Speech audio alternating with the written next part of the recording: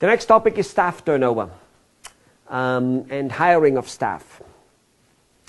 And this topic is very much, it's for all countries we're working in. It's kind of like so many people, almost all small business owners, they always want to keep their staff. And they want to always hire only good staff. And they do all kinds of interview to make sure they get the right staff. And they're always on top of it, want to get the staff perfectly working before they aim for expansion. And it is big problem. Number one, they'll never get the right staff. Staff doesn't stick with them in most cases. And I'm not so much going to talk to you today about how to improve the staff sticking with you, even though that can be done to a degree. I want to actually more point out the fact that there will be staff turnover. And that this is extremely relevant to, let's just say, India.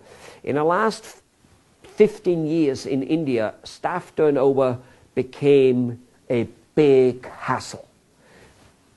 That's just because India didn't know staff turnover before. Yet where I come from in Europe and in the United States of America, staff turnover was around ever since I grew up. I had 20 or 30 jobs.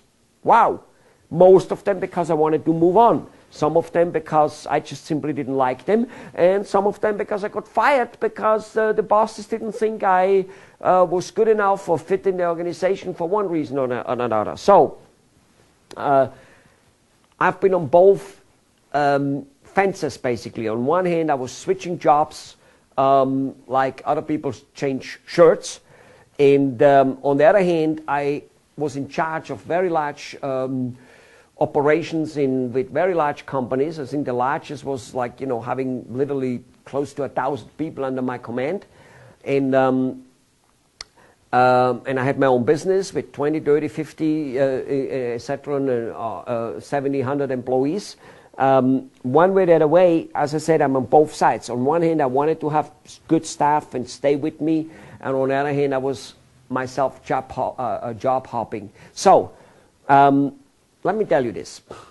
Staff wants to grow just like you want to grow. In most cases, they need to go outside to grow, which should give you a small hint. One of the ways to keep good staff with you is that your business grows. What do you think why people want to go to IBM or to Tata or to Reliance or to Coca-Cola? Why? I tell you why. Because there is business opportunity to grow. They could possibly move from a receptionist to a God only knows what, a chief administrator, from a salesperson to a sales executive, and even do a CEO and do a God only knows what. They can't do that with a small company. A dentist who stays, more or less the same size, and a receptionist is there, and that's all the jobs you can have for the rest of their life because there will be no other job. See, the increase in normal yearly salary is not enough to satisfy people. And if it is enough to satisfy a person, I don't think that person is a good person. If somebody comes into my office and sits down on an interview and says, well, sir, Mr. Flash, I'm looking for a home. I'm looking somewhere to be for the rest of my life. And let's say the guy is 20 or 30 or 40 for that much. I go, okay, that's great.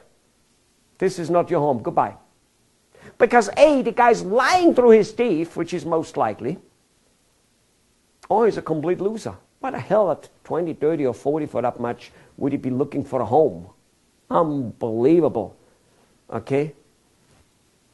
So ladies and gentlemen, and especially you in India, this is a phenomenon which is with you. Staff turnover which will be with you. Number one, the way to increase the staff staying with you a little bit more is, as I just said, have a growing organization. And number two, learn how to give doable orders. Okay? All right? I might say train your employee, but that's actually not... that also, basically, train your employee. Fine, let's put that on it. See, large companies invest a huge amount in training their employees. And again, large companies don't do the things they do because they're large. They do these things, those things make them large. So you've got to do that. Okay? You've got to train them. However, there's the fact of doable orders. Most executives Most bosses do not know how to give orders. They give orders such as be friendly. They give orders such as let's get the sales up. They give orders such as build a good machine. They don't give specific orders. It's like when your mom told you clean the room, or your wife tells you, or your spouse tells you to clean the room. Well, clean to your mom is something different than to you in many cases. All right? Being friendly. You know, you tell me to be friendly. In fact, just this morning, you know, as we are now shooting this movie, and just this morning I had a conversation with one of my clients, and I basically told him to go to hell.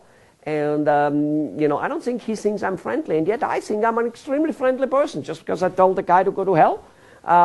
You see my point? All right. Now, people do not give, this is definitely not a topic of how to give doable orders today. This is in itself a whole training sessions with no doubt. So you've got to train people. You've got to learn how to give doable orders. You've got to say, hey, so we want more sales. This is what you need to do. You need to get this type of people's list. Like, let's just say it's the people who manufacture this type of plastic, and I want you to get the list from these people in this type of area, like in this country, in this state, from wherever. Go and figure it out, or go to this and this mailing house and somehow get the list. And get the phone number, the address, the email, get this and that. You got to give exact orders. Good. Then once you have it, what you do is you write them a letter. Here's the type of letter you write, or here's the exact letter I want you to write. And then I want you to write another letter or another email or another phone call 3 days later, 4 days later, blah, blah, blah. What is the exact sequence? And you give the quantity, and you give all those exact doable orders. Now you get something done. Now, if you don't know how to do it, then you need to take the responsibility to learn how to do it, or you need to take the responsibility to hire a person who knows how to do that. Otherwise, you're dead. Okay, trust me. So, and probably the most important part is that your company is growing, which, however, if you do give doable orders and train your employees, your company probably will be growing. Not 100% if you don't do some other things. But nevertheless, you have a good chance. So that your company is growing, because that's the only way good people will want to stay with you.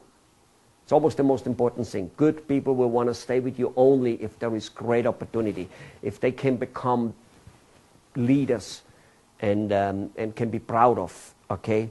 Normal increases in salary, which is like the normal yearly type of increase for the same type of position, doesn't excite good people. Only losers will want to stick in that damn position. All right.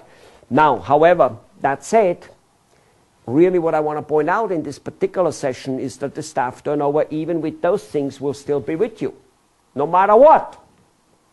And that the most important thing is that you set up a system, a hiring and firing, and yes, a training type of training system, so that the staff turnover doesn't bother you. Now, does that mean it doesn't cost some money?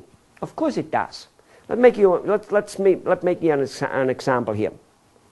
Let's assume a sewage system. Let's take a sewage system.